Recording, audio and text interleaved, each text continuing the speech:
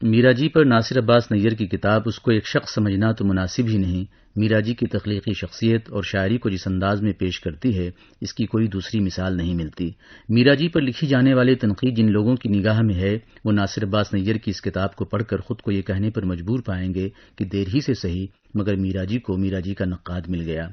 اس کتاب کا مقدمہ 96 صفحات پر مشتمل ہے۔ عصر حاضر میں کسی تنقیدی کتاب کا اتنا تفصیلی مقدمہ بھی اسی کتاب سے مخصوص ہے۔ اس مقدمے کو اگر علیحدہ شائع کر دیا جائے تو بھی کتاب کی صحت پر فرق نہیں پڑے گا۔ کتاب کا ہر باب دوسرے باب سے متعلق ہونے کے باوجود اپنی معنویت اور انفرادیت پر اصرار کرتا ہے۔ مثلا میرا جی کی جدیدیت، خلا کی جمالیات، ہر ایک کے پہلو میں خاک آلودہ آگہی ہے، اجنتا کے غار کا مابعد نو آبادیاتی تجزیہ، سمندر کا بلاوا ساختیاتی مطالعہ، میرا جی کی شعری تنقید اور نفسیاتی طریقہ کار، میرا جی کے تراجم۔ میرا جی کی نظم کا وہ اقتباس دیکھیے جس کے ایک مصرعے کو کتاب کا عنوان بنایا گیا ہے کہ رات کے عکس تخیل سے ملاقات ہو جس کا مقصود، کبھی دروازے سے آتا ہے کبھی کھڑکی سے، اور ہر بار نئے بھیس میں در آتا ہے، اس کو ایک شخص سمجھنا تو مناسب ہی نہیں۔ شاعری میں شخصیت کو دیکھنے یا شخصیت کی روشنی میں شاعری کو سمجھنے کی جو کوششیں سامنے آتی رہیں، ان سے بہت سی بدگمانیاں بھی راہ پاتی رہی ہیں۔ ناصر عباس نیر نے میرا جی کی شخصیت کو سمجھنے بلکہ شخصیت کی روح تک رسائی حاصل کرنے میں جس ذہانت، تحقیقی حساسیت اور آگہی کی دولت سے کام لیا ہے، اس سے شخصی مطالعے کی ایک نئی مثال بھی قائم ہوتی ہے۔ شخصیت پر لکھنا ایک رسمی اور رواجی سا مشغلہ بن گیا ہے، بلکہ کتاب لکھنا ہی خارجی جبر کا نتیجہ معلوم ہوتا ہے۔ ناصر عباس نیر نے میرا جی کی شخصیت کو ان کی تحریروں کی روشنی میں بھی سمجھنے کی کوشش کی ہے، اور ساتھ ہی علم و آگہی کی اس دولت سے بھی فائدہ اٹھایا ہے جو انہیں گہرے مطالعے کے نتیجے میں ملی ہے۔ میرا جی کی شخصیت کا موضوع بنانا یوں تو کوئی مشکل کام نہیں ہے، وہ بھی اس صورت میں جبکہ میرا جی کی ایک تصویر بنا دی گئی ہے اور ادبی معاشرہ اسی تصویر سے شناسا ہے۔ میرا خیال ہے کہ ناصر عباس نیر نے میرا جی کی شخصی تصویر کو بدلنے کی اس طرح کوشش نہیں کی کہ جس سے یہ محسوس ہو کہ خارجی سطح پر تحقیقی و تنقیدی معاملات زیر بحث آ رہے ہیں، گو کہ تحقیقی و تنقیدی معاملات کا تعلق خارجی معاملات سے یوں ہے کہ حقائق کے پیش نظر بات کی جاتی ہے اور منطقیت کو رہنما اصول کے طور پر پیش نظر رکھا جاتا ہے۔ ناصر عباس نیر نے اگر اس مطالعے میں کوئی مانوس یا غیر مانوس اصطلاح بھی استعمال کی ہے تو اسے متن کے ساتھ کچھ اس طرح وابستہ کر کے دیکھا ہے کہ وہ اجنبی معلوم نہیں ہوتی، بلکہ یہ بھی محسوس ہوتا ہے کہ میرا جی کی شخصیت اور شاعری کے مطالعے نے ان اصطلاحوں کی راہ دکھائی ہے۔ مجھے کہیں یہ محسوس نہیں ہوا کہ وہ اصطلاحوں میں سوچ رہے ہیں۔ یہ اصطلاحیں یہ باور کراتی ہیں کہ تحقیقی تنقیدی مطالعے میں اصطلاحوں کے استعمال کا مطلب شخصیت اور شاعری کو زیادہ بہتر طور پر سمجھنے اور سمجھانے کی کوشش کی جا رہی ہے۔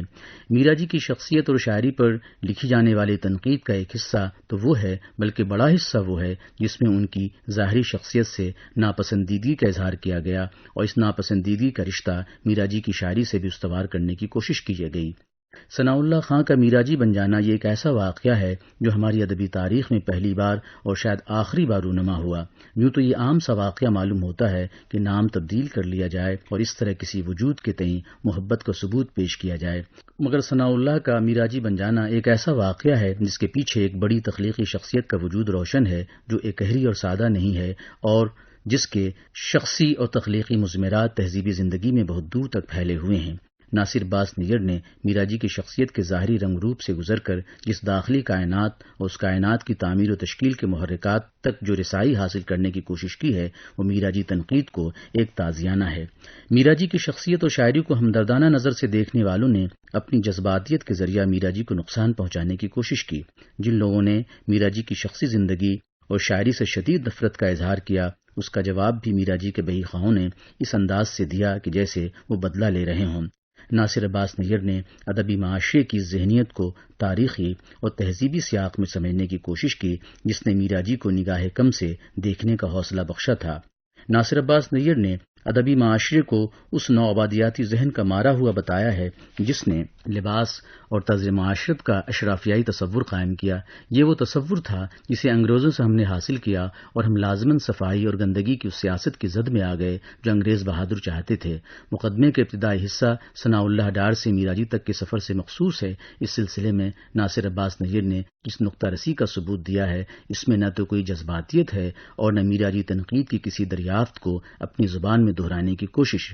ناصر عباس نیر میرا جی میرا سین بنگال، کلکتہ وغیرہ کے داخلی رشتے کا تجزیہ معلوم حقائق کی روشنی میں کرتے ہیں، مگر ان کی نگاہ میرا جی کی داخلی دنیا کی طرف رہتی ہے اور داخل اور خارج کے درمیان یہاں کوئی کشمکش نہیں، بلکہ مطالعے کا یہ ایک ایسا انداز ہے جو میرا جی کے مطالعے کا فیضان ہے۔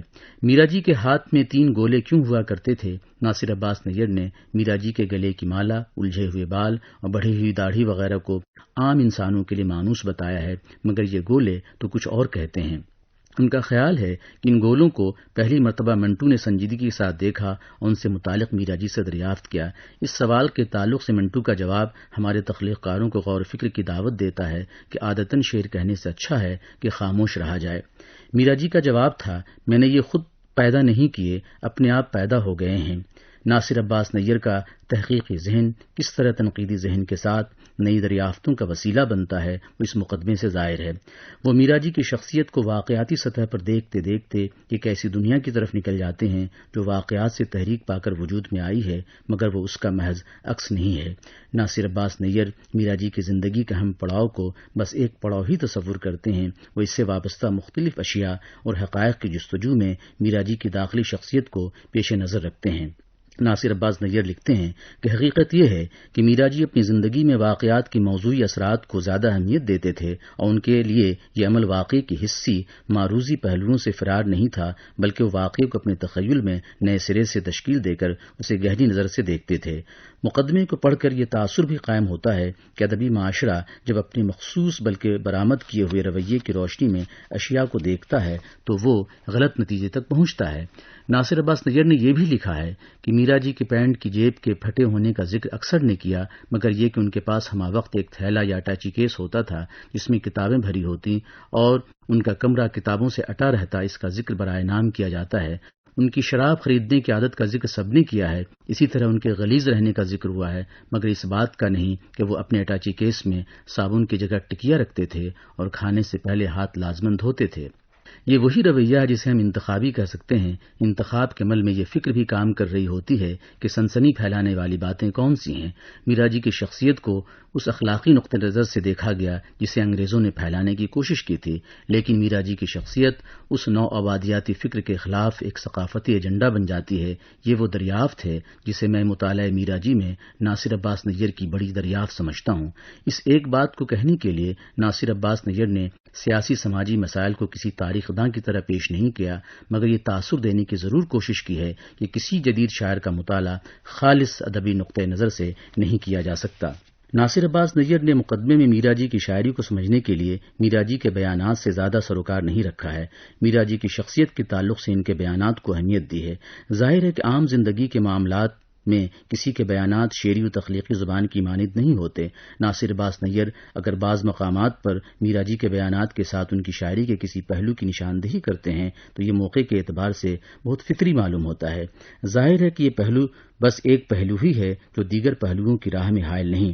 میرا جی کون تھے مقدمے کا عنوان ہے جو اس سے ضمن میں بہت اہم ہو جاتا ہے۔ تحقیق و تنقید میں بعض اوقات نئے حقائق مانوس اور بار بار کے دیکھے ہوئے متون سے بھی سامنے آ سکتے ہیں، اور اس کا بھی قوی امکان ہے کہ بعض اہم حوالوں تک محقق اور نقاد کی رسائی نہ ہوئی ہو۔ میرا جی کی چھوٹی بڑی تحریریں جو کالم، مضامین اور خطوط کی صورت میں ہیں، انہیں میرا جی کے تمام نقادوں نے دیکھا ہے یا دیکھنے کا دعویٰ کیا ہے۔ ناصر عباس نیر نے ایسا کوئی دعویٰ نہیں کیا، مگر ان کے مقدمات خاموش اعلان ہیں کہ ناصر عباس نیر میرا جی کی 2 تحریروں، کچھ اپنے بارے میں اور اپنی نظموں کے بارے میں سے مختلف ٹکڑوں کو یہاں پیش کیا ہے۔ ناصر عباس نیر نے مقدمے میں میرا جی کو کیوں پڑھیں، میرا جی کی شعری روایت، کیا میرا جی صرف نظم کے شاعر ہیں کہ عنوانات سے جو مباحث قائم کیے ہیں ان میں بڑی تازگی ہے۔ تنقیدی زبان جب شفاف ہونے کے ساتھ ساتھ لکھنے والے کے داخل کا حصہ بن جاتی ہے تو اس کی طاقت دو چند ہو جاتی ہے۔ ناصر عباس نیر کی اس کتاب کو پڑھ کر محسوس ہوتا ہے کہ میرا جی کی شخصیت اور شاعری نے ناصر عباس نیر کے وجود میں ایک کتاب لکھ دی تھی جس کا اظہار اس کو ایک شخص سمجھنا تو مناسب ہی نہیں کی صورت میں ہوا ہے۔ یہ بھی وقت کا عجیب معاملہ ہے کہ میرا جی 1942 میں آل انڈیا ریڈیو میں ملازم ہوئے اور اس طرح اس ادارے سے ان کا ایک تاریخی رشتہ قائم ہوا تھا۔ آج اسی ادارے میں ان پر لکھی جانے والی سب سے اچھی کتاب کا تعارف پیش کیا جا رہا ہے۔ یقیناً میرا جی کی روح خوش ہو رہی ہوگی۔ اس موقع پر کتاب کے مصنف ناصر عباس نیر کو مبارکباد پیش کیا جاتا ہے کہ انہوں نے میرا جی پر اتنی فکر انگیز کتاب لکھی ہے۔